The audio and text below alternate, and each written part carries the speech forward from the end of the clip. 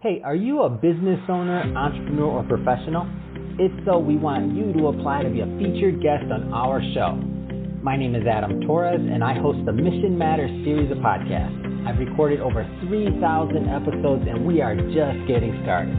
How do you know if you'd be a good guest to be on the show? Well, only one way to find out, and that's to apply, but I'm going to let you in on a little secret. We want guests that have a story to tell, guests with a brand, a product, or a service that can benefit my audience of listeners. If this sounds like you, go to missionmatters.com and click on Be Our Guest to apply. I'd love to talk to you and get to know more about your story. Again, head on over to missionmatters.com and click on Be Our Guest to apply. All right, now let's get into the show. Hey, I'd like to welcome you to another episode of Mission Matters. My name is Adam Torres. You can follow me on Instagram at AskAdamTorres to keep up with my book releases, book tour schedule, signings, all that other good stuff. Always love to connect with you there. And as always, if you'd like to apply to become a co-author of one of my upcoming books, just head on over to the website, missionmatters.com, and click on Become an Author to apply. All right, so today I have Gold Dar Hood on the line, and she is founder and CEO over at Ads4Earth. Gold, welcome to the show. Hi, Adam.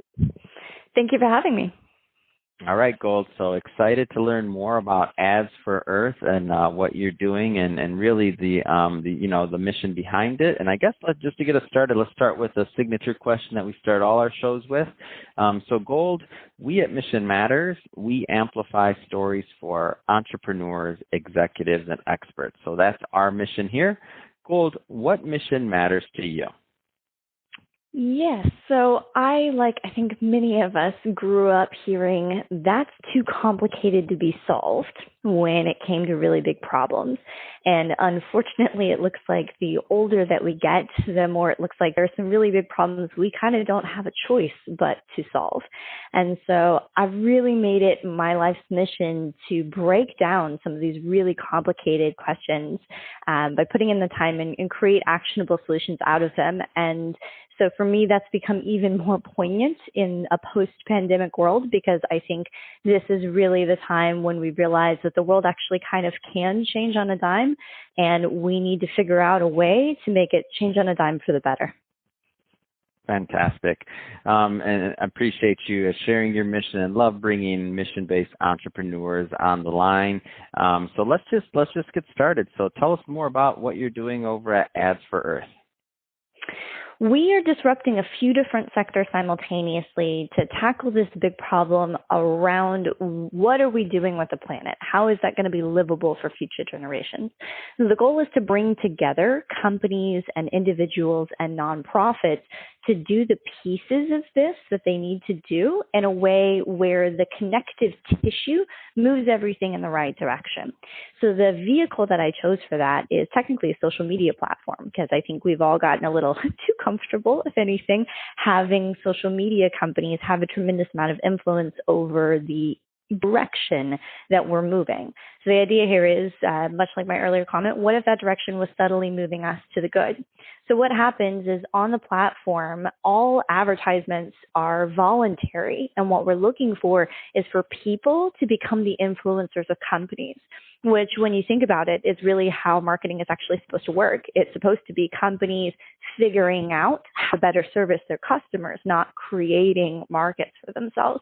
And so when we do that and we create a space for individuals to influence companies, we're both helping that company really get better and more resilient because we're providing them better actionable data, but we're also allowing the individual to push that company in a direction that they think of as a better world, a more just world, a greener world. And or at least the vast majority, 80% of the money that's generated from that interaction goes at the behest of an individual to an environmental nonprofit. So you get to pick as an individual on the platform, I want the 3 minutes that I spend on this platform to make my air cleaner or to make this river, better for the aquatic life that's there. And so you get this immediate gratification impact that you actually can do something that matters, that's small, that stacks up to have a really, really big impact. And so it really kind of flips the conversation on what an individual's responsibility is and what a company can do.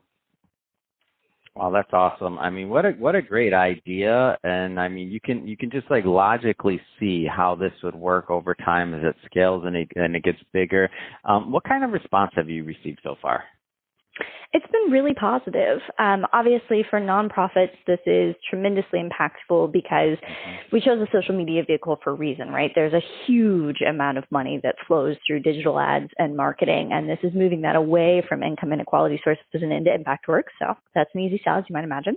For the companies, that's where the response has been screamingly positive, and that's beautiful to see, as I think a lot of businesses have recognized that the sustainable transition is now clearly inevitable, but it's judged and perceived as being very risky because nobody really knows what they're supposed to do.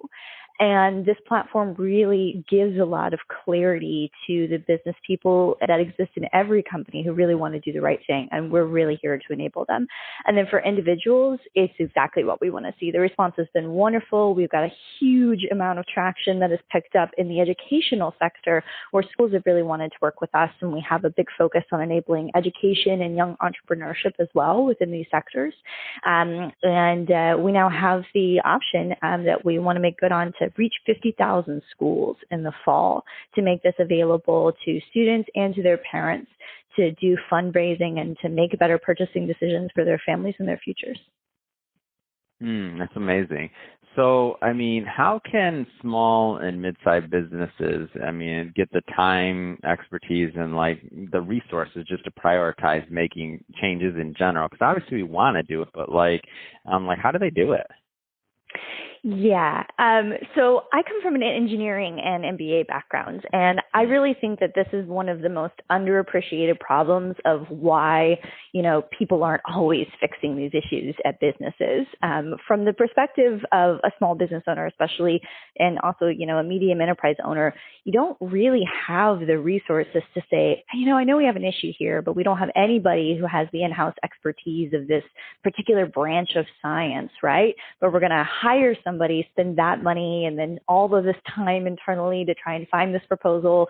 And based on what? Like, you have constant things you're actually being asked to do by your customers, by your employees, and those matter too. And so figuring out what to action and where to prioritize it and where to pull the expertise from genuinely is, I think, an almost insurmountable barrier that prevents us from addressing a lot of these ESG issues. So one of the things that the platform does is we eliminate this question around popular opinion. So instead of creating like an arbitrary review system for companies of we think you're green or we think you're not, I also spend some time in education. And I know it's really important that if you want someone or something, in the case of an organization, to improve, you need to make it really clear to them what you want from them, and you need to give them a path to reach it. And so what we do in the platform is if an individual is looking at an ad and they're like, man, I don't know about this business, I'm surprised to see them on here, I think that they have this issue, we ask them, why? What have you heard or read? Where did it come from? So we'll actually ask them for a link to that. So maybe they'll give us a link to one of your podcasts or to a New York Times article or whatever it is that inspired them to be concerned about this company. And we aggregate that data. So we know, does one person have this problem? Do 5 million people have this problem? Does it come from the same source, different sources?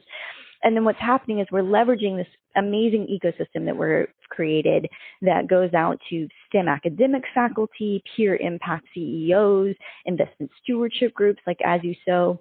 We send them this information that's like, people are concerned. Here's the data or the sources behind that concern. Is this a real problem? If it is, what can this business actually meaningfully do to fix that problem?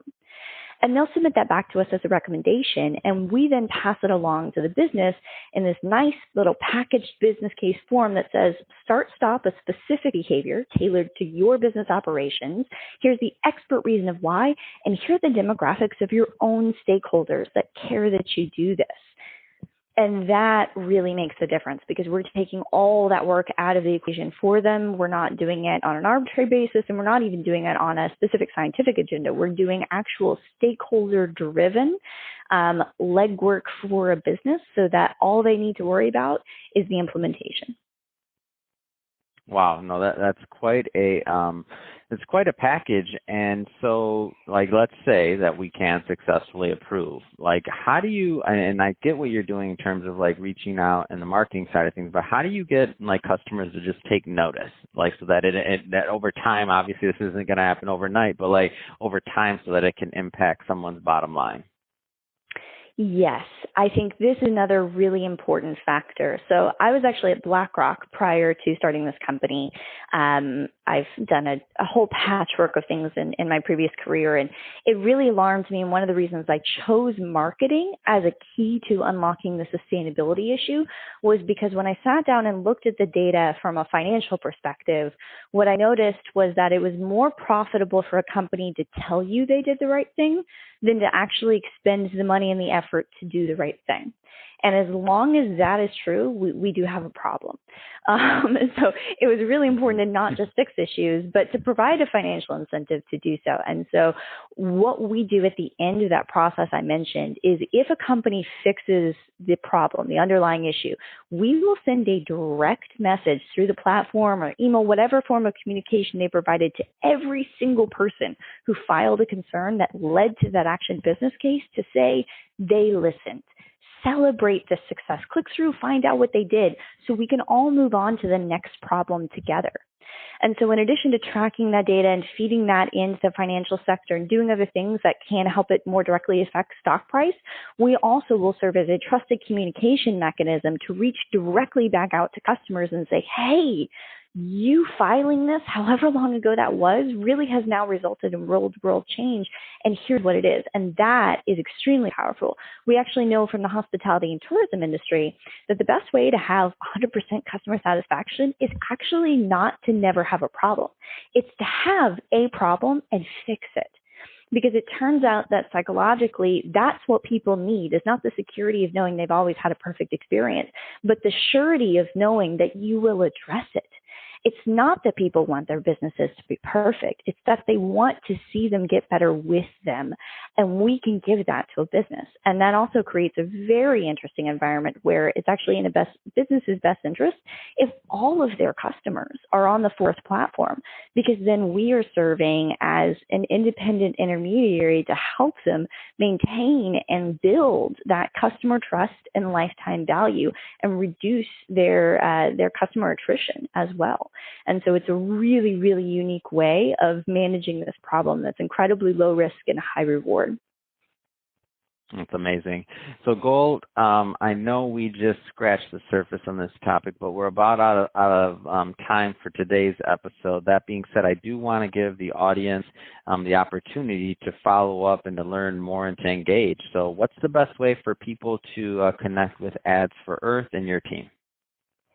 Absolutely. We'd love to hear from you. Feel free to visit the 4earthapp.com website. You can find information on there about how to get involved with the application, which is available on cross-platform, or to work with one of our schools with a pitch competition, including as a mentor, given the audience of this show. Or feel free to drop a note directly to my team at info@ads4earth.com, and we'd love to hear from you. Fantastic. Well, Gold, again, appreciate you coming on the show today. And to the audience, as always, thank you for tuning in. Hope you got a lot of value out of this. Hope you learned a lot. If you did, don't forget, hit that subscribe button. We definitely want you to be a return listener and a return visitor. And Gold, thanks again for coming on the show. It's been a pleasure. Thank you so much for your time, Adam.